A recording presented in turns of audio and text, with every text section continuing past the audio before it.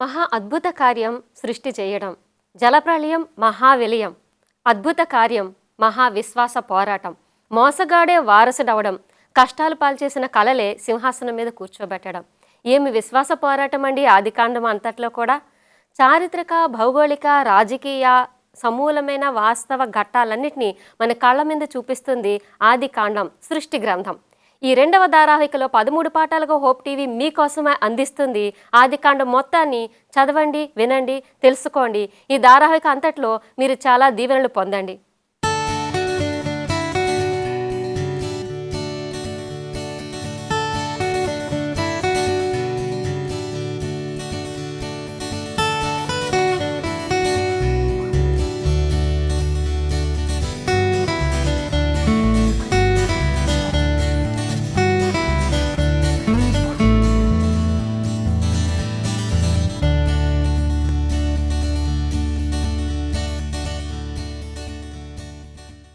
ప్రియమైన hope TV ప్రేక్షకులకి ప్రభునామములో మరొకసారి శుభములు. ఈ ధారావాహికలో మనం నేర్చుకుంటున్నాం సృష్టి గ్రంథం. ఈ గ్రంథంలో మనకు తెలియజేస్తున్న ఈ భూలోకం అంతటికి చారిత్రకమైన ఆధారమైన ఒక సంఘటన జలప్రళయం. అదేమిటి, ఎప్పుడు వచ్చింది, ఎందుకు వచ్చింది, ఏం జరిగింది తెలియాలంటే మనం దైవ సేవకుల్ని కలుసుకుందాం. సిద్ధమేనా మరి? నమస్కారం డాక్టర్ విల్సన్ గారు. నమస్కారం సోదరి హైమావతి గారు. నమస్కారం. ఈ సృష్టి గ్రంథం అనే ఈ ధారావాహికలో 4వ పాఠం జలప్రళయం. జలప్రళయం గురించి ఎవరైనా అసలు ఎందుకు తెలుసుకోవాలంటారు డాక్టర్ గారు? ఇది గొప్ప సంఘటన చరిత్రలో, మానవుడి చరిత్రలోనూ బైబిల్ చరిత్రలోనూ ఇట్స్ ఎ టర్నింగ్ పాయింట్. 6:5 ఆది కాండంలో ఈ విధంగా రాయబడి, నరులు చెడుతనము భూమి మీద గొప్పదనియు వారి హృదయములు యొక్క తలంపులలో ఊహ అంతయు ఎల్లప్పుడూ కేవలము చెడుదనియు యెహోవా చూశాను. అంటే కంటిన్యూలీ ఈవిల్. మరి దేవుడు ఎక్కడ బ్రేక్ చేయాలి కదండి. ఎందుకంటే దేవుడు సృష్టించింది వేరు, ఆయన ఉద్దేశాలు వేరు, ఆయన పరిశుద్ధత వేరు. చీకటి ఎక్కువ కమ్ముకొస్తున్నట్లయితే వెలుగుని చేసిన వాడు ఆఖరిని చీకటిని ఆఫ్ చేయాలి. ఈ ఉద్దేశంతో దేవుడు చూసి ఎక్కడో తపస్సు చేయకుండా, చూసి చూడనట్టు ఉండకోకుండా, నిద్రపోకుండా ఆయన ఖచ్చితంగా ఏదో క్రియేట్ చేయాలని 2000 సంవత్సరాలు అయింది ఇప్పుడు సృష్టించబడి ఈ లోకము. లోకం మీద పాపం పెరుగుతూ ఉన్నది. దేవుడు సృష్టించినప్పుడు TOY అని అంటే వెరీ గుడ్, కానీ ఇక్కడ ఈవిల్ అనేది పెరిగింది. టాయ్ మాయమైపోయి డైల్యూట్ అయిపోయి అనేది పెరుగుతుంది, అంటే చీకటి అనేది పెరుగుతుంది. అందుకోసము దేవుడు ఆ రాని కంట్రోల్ చేయటానికి, ఆ అన్నదానికి అడ్డుకట్ట వేయటానికి దేవుడు ఇక్కడ ఒక మాట చాలా విచారం, గాడ్ రిగ్రెటెడ్. దేవుడు చింతపడ్డాడు మానవుని ఎందుకు చేశాను అని. కానీ అది తాత్కాలికమైన ఆలోచన, అంటే దేవుడు శాశ్వతంగా ఆలోచన తీసుకువెళ్ళలేదు. అయ్యో ఇంత ఘోరంగా తయారయ్యే మానవుడని చాలా విచారపడ్డాడు.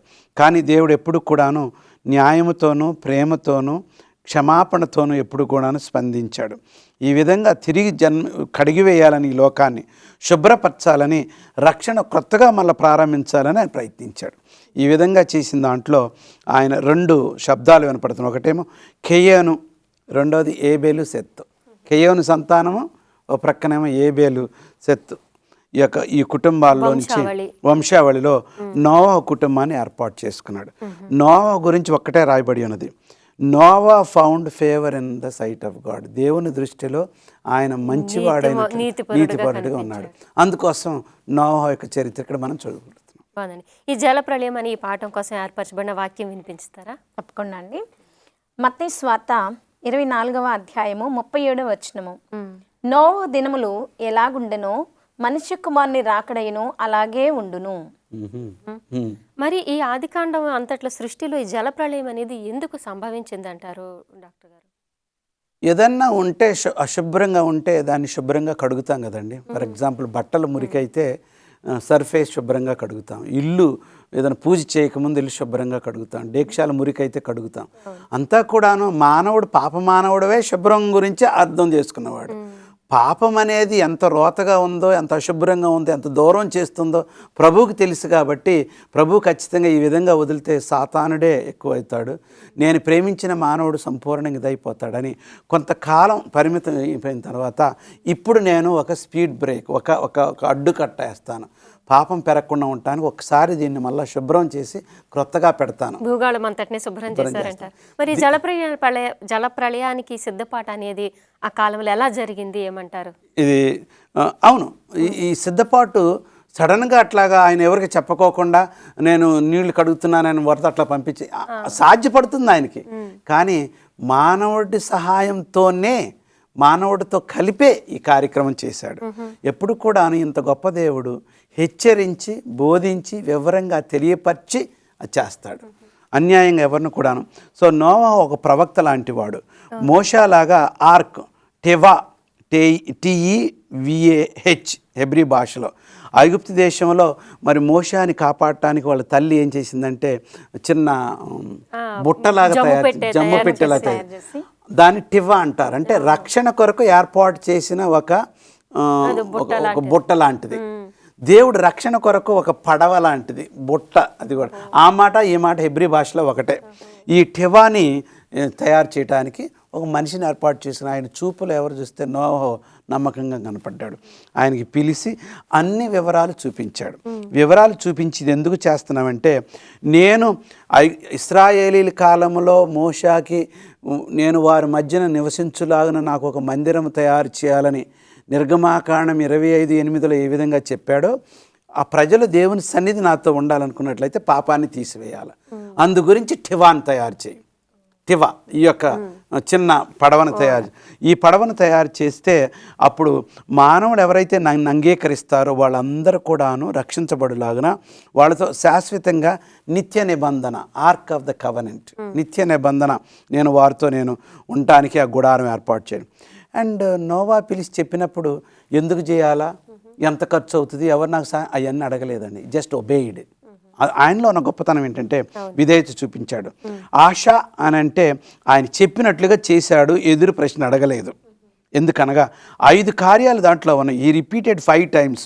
ఎప్పుడు పిలిచినా కానీ దేవుడు, నోవా మాత్రం ఎప్పుడు కూడాను ఆశ, నేను చేస్తాను, నేను చేస్తాను, నేను చేస్తానని చెప్పాడు. సంపూర్ణ విధేయత చూపించాడు. మనం ఒక్కొక్కసారి లాజికల్గా, రీజనింగ్గా అన్నీ అర్థం కాకపోయినప్పటికీ దేవుడు చెప్పినట్లు చేస్తే అది బలమైన విశ్వాసం కాబట్టి దానికి డబల్ దీవెనలు వస్తాయి. ఉదాహరణకి అబ్రహాం లాగా. ఈ విధంగా మనం చూసుకున్నట్లయితే ఎన్నో పాఠాలు. నోవహు ఎప్పుడు కూడాను దేవుడికి విధేయత చూపించాడు. ఆ యొక్క విధేయత ద్వారా ఎన్నో ఆశీర్వాదాలు పొందాడు. చాలా చక్కగా ఉందండి. నోవా గురించి అయితే ఆశీర్వాదం ఉంది, కానీ జలప్రళయం అనే సంఘటన దేవుడు ఎందుకు చరిత్రలో పెట్టాడంటారు? మంచి ప్రశ్న అండి. ఇక్కడ మనం చూసుకున్నట్లయితే మనిషిని శిక్షించడానికి దేవుడు మనిషిని ప్రేమిస్తే ఆ శిక్ష నుంచి కూడా ఎలా ఆయన తప్పించగలడో, ఎలా కాపాడగలడో కూడా చూపించాడు ఇందులో. మనం దేవుని మరి ఇక్కడ దేవుని శిక్ష ఏదో మనం ఇక్కడ చూడొచ్చు. అది జలప్రళయం ద్వారా మనుషుల్ని శిక్షించాడు. మరి మరి నోవహు దేవుని ప్రేమించాడు కాబట్టి వాళ్ళ కుటుంబాన్ని కూడా దేవుడు చెప్పినట్టుగా చేసినందుకు వాళ్ళని రక్షించాడు. కొద్దిగా ఒకేలాగా మనకు కనిపిస్తూ ఉండొచ్చు. సృష్టిని సృష్టించిన దేవుడు సృష్టిని నాశనం చేయడానికి కూడా ఆయనకి అధికారం ఉంది, ఆయనకి శక్తి ఉన్నది. ఎందుకంటే మరి ద్వితీయోపదేశ కాండంలో 32:39 మనం చూసినట్లయితే, ఇదిగో నేనే దేవుడను అని చెప్పి దేవుడు సెలవిస్తున్నాడు. నేను తప్ప వేరొక దేవుడు మీకు ఉండకూడదని చెప్పి దేవుడు సెలవిస్తూ ఉన్నాడు. ఇంకా మనం చూసుకున్నట్లయితే క్రొత్త ఆకాశమును, క్రొత్త భూమిని సృష్టించుటకు దేవుడు ముందుగా ఇవి ఏర్పాటు చేసి ఉన్నాడు. ఆయనే సృష్టించాడు, ఆయనే అన్ని చేశాడు. చిన్న విరామం తీసుకుందామండి. చాలా ఆసక్తికరంగా ఉంది కదా ప్రియ సహోదరులారా. చిన్న బ్రేక్ తర్వాత పాఠం ముగింపు. జలప్రళయం పాఠంలోకి ప్రేక్షకులకి పునఃస్వాగతం. సహోదర హైమవతి గారు, ఈ జలప్రళయం గురించి చెప్పుకుంటున్నాం కదా, చాలా ఆసక్తికరంగా ఉంది. మధ్యలో మనకి విరామం వచ్చింది, దాని గురించి కొంచెం వివరించండి. అవునండి. ఎందుకంటే ఈ జలప్రళయం ఎందుకంటే క్రొత్త భూమిని, క్రొత్త ఆకాశంను సృష్టించుటకు ఇదో సూచనగా, ఒక సాదృశ్యంగా మనకు కనబడుతుందండి. ఎందుకంటే ఈ పాతదంటే పాపమంతటిని కడిగి వేస్తాడు దేవుడు ఈ జలప్రళయం ద్వారా. ఇక నూతన సృష్టి, నూతన మరి ఆయన చేయబోతున్నాడనే దానికి రాబోయే కాలంలో కూడా, ఇప్పుడు ప్రస్తుత కాలంలో కూడా అలాగే జరుగుతుంది. ఇప్పుడు మన వాక్యంలో చెప్పుకున్నట్లుగా మరి నోహు దినాల్లో ఎలా ఉందో ఇప్పుడు అలాగే ఉందని, ఇప్పుడు పాపం అధికమవుతున్నది. దీన్ని కూడా మరి నోహు దినాల్లో ఎలా అయితే జలప్రళయంతో దేవుడు మొత్తాన్ని కూడా తుడిచివేసి మరి తను నమ్ముకున్న బిడ్డలను ఎలా రక్షించుకున్నాడో, చివరి దినాల్లో కూడా దేవుడు ఏం చేస్తున్నాడు, ఆయన రెండోసారి ఈ లోకానికి వచ్చి దేవుని బిడ్డల్ని, దేవుడు నమ్ముకున్న వాళ్ళని తీసుకుని వెళ్తాడు. అయితే తర్వాత దేవుడిని నిద్రించినటువంటి వారిని కూడా తిరిగి లేపి తీసుకువెళ్తాడు. కానీ దేవుడిని అనుసరించకుండా చిత్తానుసారంగా వాళ్ళ ఇష్ట ప్రకారం జీవించిన వాళ్ళని మాత్రము వదిలేస్తాడు. దేవుడు ఆ ప్రకటన గ్రంథము 20వ అధ్యాయంలో చెప్పుకున్నట్లుగా ఆయన ఏం చేస్తారంటే, ఆయన 1000 సంవత్సరాల పరిపాలన కాలం అయిపోయిన తర్వాత ఈ భూమిని ఆయన ఏం చేయబోతున్నాడు, అగ్నితో మరి ప్రక్షాళన చేయబోతున్నాడు. ఆ తర్వాత దేవుడు ప్రకటన గ్రంథం 21వ అధ్యాయం ఒకటో వచనం చెప్పినట్లుగా నూతన ఆకాశమును నూతన సృష్టిని చేయబోతున్నాడు. అలాగే యెషయా గ్రంథం 65వ అధ్యాయం 17వ వచనంలో కూడా మనం చూడొచ్చు. దానిలో కూడా నేను క్రొత్త ఆకాశమును క్రొత్త భూమిని సృజించుచున్నాను, మునుపటివి మరవబడును, జ్ఞాపకమునకు రావు. భూలోకము సృష్టి అనే దానికి క్రొత్త ఆకాశము క్రొత్త భూమి రావాలి అంటే పాతది నాశనం అవుతుంది. అందుకని జలప్రళయంలో కడిగాడు దేవుడు మొత్తాన్ని. చివరిలో భూమిని అగ్నితో దేవుడు నాశనం చేయబోతున్నాడు. అంటే ప్రకటన గ్రంథంలో ఇప్పుడు ఈ చివరి కాలంలో దేవుడు ఏం చేయబోతున్నాడో నమ్మటానికి రుజువుగా ఆది కాండంలోనే మనకు అన్ని ఉన్నాయి అంటారు. అవునండి. డాక్టర్ గారు, మరి జలప్రళయం తర్వాత దేవుడు అసలు మనుషులకి ఏం చేశాడంటారు? దేవుడు ఇంత ఇది అయిపోయింది, ఇంత పాపం చేశారు, నీటితో కడిగా, ఆఫ్టర్ ఆల్ ఏముందా 8 మందే కదా, వదిలేసే వాళ్ళని, మళ్ళీ I don't want, I have no interest over here, ఈ భూమి మీద నాకు ఇంక శ్రద్ధ, అట్లా చెప్పే కాకోకుండా విశ్వాసం ఉన్న వాళ్ళని చాలా గొప్పగా చూశాడు. ఇక్కడ మాట నాకు ఉపయోగించిందంటే Noah found grace in the eyes of the Lord అని ఇంగ్లీష్ మాట చాలా నాకు నచ్చింది. దాని మీద ఎంతో మంచి వాక్యం చెప్పొచ్చు. దేవుని దృష్టిలో కృప పొందాను, దేవుని కృప పొందాను అన్నదానికి, ఆయన కృప పొందటానికి దేవుడు అంత గొప్ప దేవుడికి నువ్వేమైనా చేయగలవు? అసలుకి ఒక చీర కొనగలవా, లేకపోతే biryani? No no no no no విధేయత చూపించడమే దేవుని సన్నిధిలో గొప్పదన్నమాట. ఈ యొక్క ఆది కాండము 7వ అధ్యాయం 22 నుంచి 24 వరకు ఎంత గొప్పగా ఆ జలప్రళయం తర్వాత సిస్టమేటిక్గా క్రమం ప్రకారం ఆ నోహ కుటుంబాన్ని బయటికి తీసుకొచ్చి ఎంత గొప్పగా ఆశీర్వదించారో మనం బాగా చూడగలం. 150 రోజులు నీళ్లు ఉన్నాయండి ఆ వర్షం ఆగిపోయిన తర్వాత. ఆ తర్వాత దేవుడు 8వ అధ్యాయం 1వ వచనంలో దేవుడు నోవహును జ్ఞాపకం ఉంచుకొనేను. జ్ఞాపకం ఉంచుకున్న మాట 2-3 సార్లు ఉపయోగించి, ఒకటే నోవహు, ఒకటే 10 ఆజ్ఞలో, 4వ ఆజ్ఞలో దేవుడు మానవుని నిర్మూలించకుండా, అనిహిలేట్ పాడు చేయకుండా మళ్ళా తిరిగి దేవుడు జ్ఞాపకం ఉంచుకున్నాడు. నోవహుని ఎందుకు జ్ఞాపకం ఉన్నాడంటే జఖార్ అన్న మాటకి జ్ఞాపకం ఉంచుకోవటం, మోర్ దెన్ ఏ మెంటల్ ఎక్సర్సైజ్. ఏదో జ్ఞాపకం ఉంచుకున్నానులే, ఫలానా పని అట్లా కాకోకుండా it is fulfilment of the promise. దేవుడిచ్చిన వాగ్దానాన్ని ఖచ్చితంగా, ఆదాముకి ఇచ్చిన వాగ్దానాన్ని ఖచ్చితంగా ఇప్పుడు జ్ఞాపకం చేసుకున్నాడు.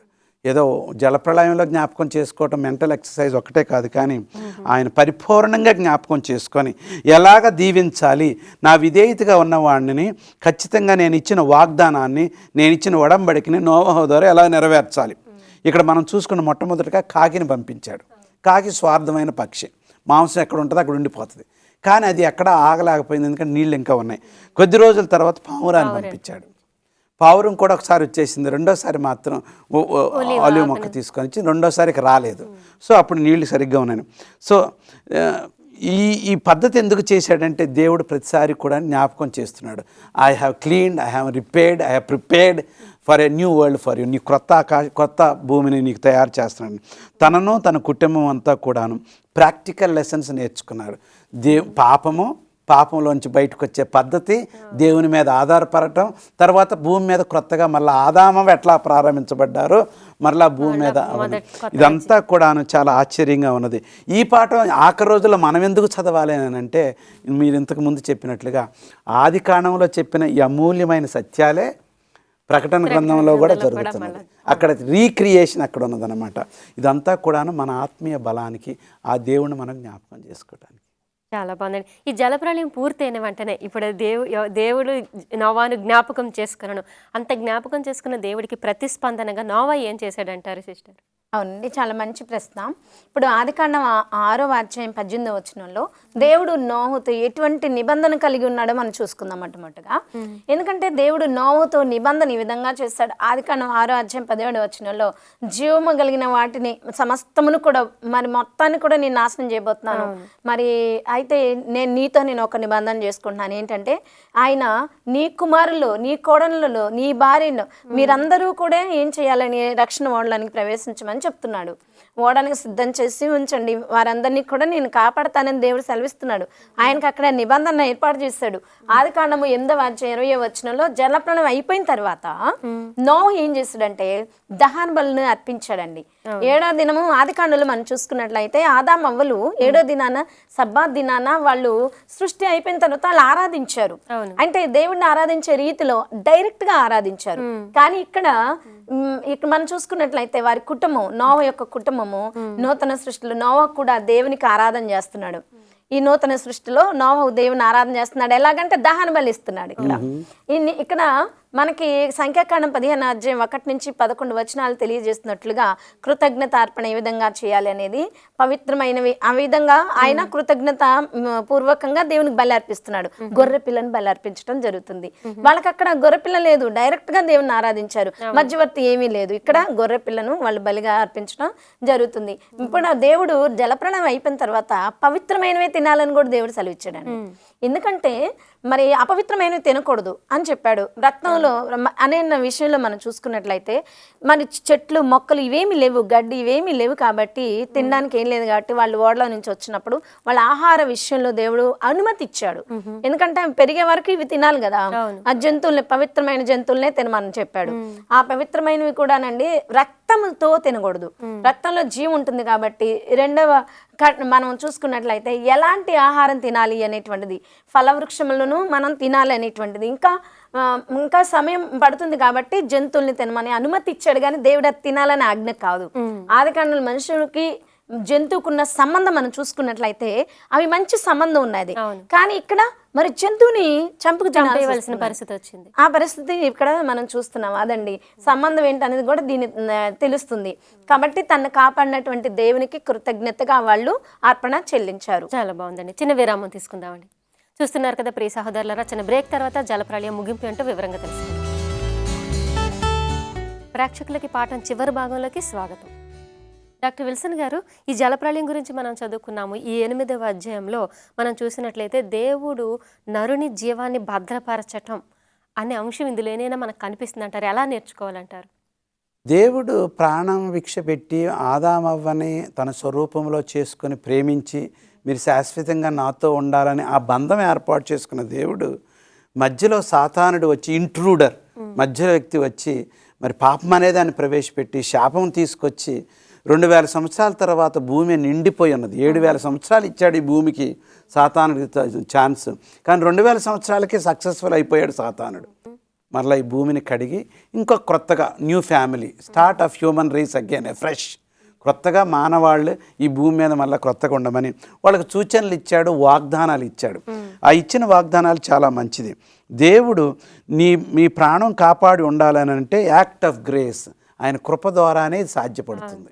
అసలైతే పాపాన్ని బట్టి మీరు శిక్ష పొందాలి, కానీ నేను కృపను మధ్యలో తీసుకొచ్చి మీ జీవితం అంతా కూడా భూమిని నింపి మీరు ఎప్పుడు కూడా ఆశీర్వాదకరంగా ఉండమని వాళ్ళు మళ్ళా దీవించాడు.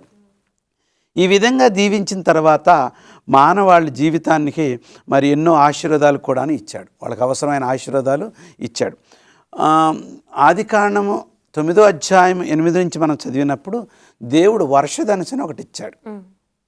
వర్షధనుసుని చాలామంది అర్థం చేసుకోరు. శాస్త్రజ్ఞులు ఏం చెప్తారంటే వర్షం వచ్చిన వెంటనే ఆకాశంలో పైన ఉన్న కొన్ని గాలులు, అక్కడ వ్యాక్యూమ్ ఉన్నది కాబట్టి కొన్ని గాలు రావటం, ఇక్కడ నుంచి గాలి ఎట్లాగ వస్తుంది, అది చక్కగా ఏమంటారు విల్లులాగా మరి 7 రంగులే, మళ్ళీ 8 రంగులు కాదు, ఎట్లా వస్తుంది ఇది మనం ఎక్కడ వర్ణన చూడలేము. 7 రోజులకు కూడా ఎక్కడ వర్ణన ఏ గ్రంథంలో చూడలేము, బైబిల్లోనే తప్ప. దీని వర్షధనుసు కూడాను అదే ఒకటి.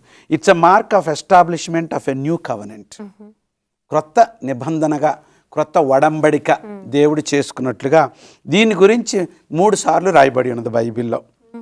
9వ అధ్యాయం 9వ వచనం, 11వ వచనం, 17వ వచనంలో కూడాను. It's a climax of the fulfilment of God's initial promise. ఆదికాండం 6:8లో నేను మరలా మిమ్మల్ని ఆశీర్వదిస్తానని చెప్పిన వాగ్దానం దేవుడు మరలా చేశాడు. 7 సార్లు చెప్పాడు వాగ్దానం. ఈ వాగ్దానంతో పాటు సబ్బాతును కూడా ప్రవేశపెట్టాడు. చూడండి, 7 సార్లు మీరు నాకు నమ్మకంగా ఉండండి, నాకు విధేయులుగా ఉండండి, నేను మిమ్మల్ని దీవిస్తాను. మీరు నేను ఇచ్చిన ఒడంబడికలో మీరు పాటించండి, నేను చెప్పిన పద్ధతులు మీరు పాటించండి, మీకు ఆశీర్వాదకరంగా. 7 సార్లు చెప్పిన తర్వాత ఎప్పుడైతే ఈ యొక్క వర్షధనుసును చూస్తారో, it's a universal hope of reminder that there is a creator God and he loves human being. మానవుడిని ప్రేమించి ఉన్నాడని, ఆయన సృష్టికర్త దేవుడని ప్రతివారికి కూడా కవనెంట్, దేవుని ఒడంబడిక, సబ్బాతు, ఈ వర్షధనుసు, ఇవన్నీ కూడా ఒకేసారి నోవాహుకి ఇచ్చాడు దేవుడు.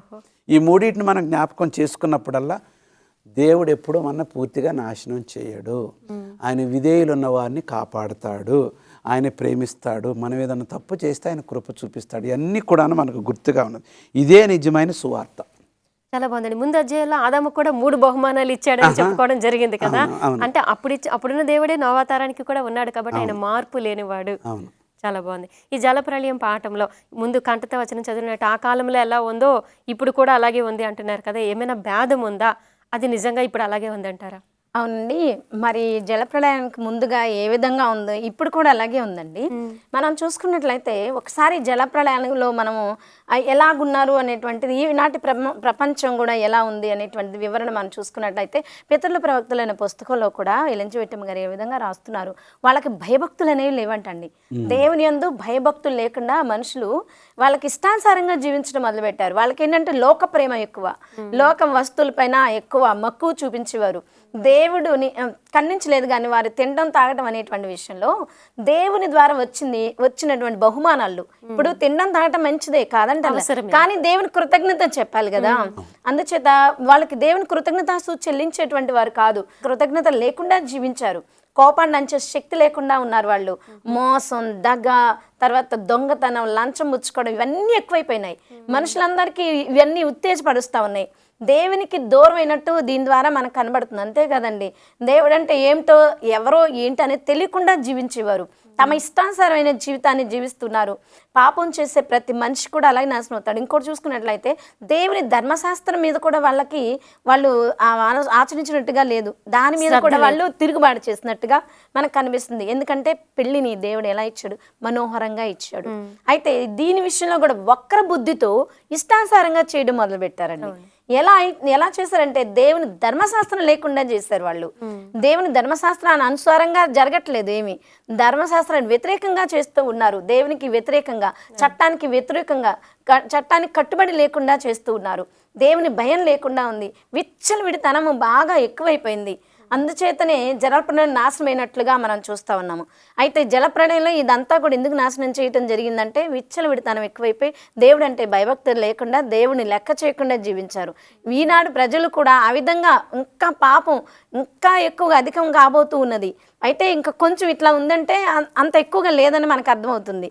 ఇంకా ఆ స్థాయికి చేరినట్లయితే ఇది కూడా నాశనం అయిపోయి అగ్నితో కాల్చివేయటం జరుగుతుంది. కాబట్టి ఆ అగ్నితో ఇది వేచి ఉన్నది, అగ్నితో కాల్చివేయబడ్డానికి.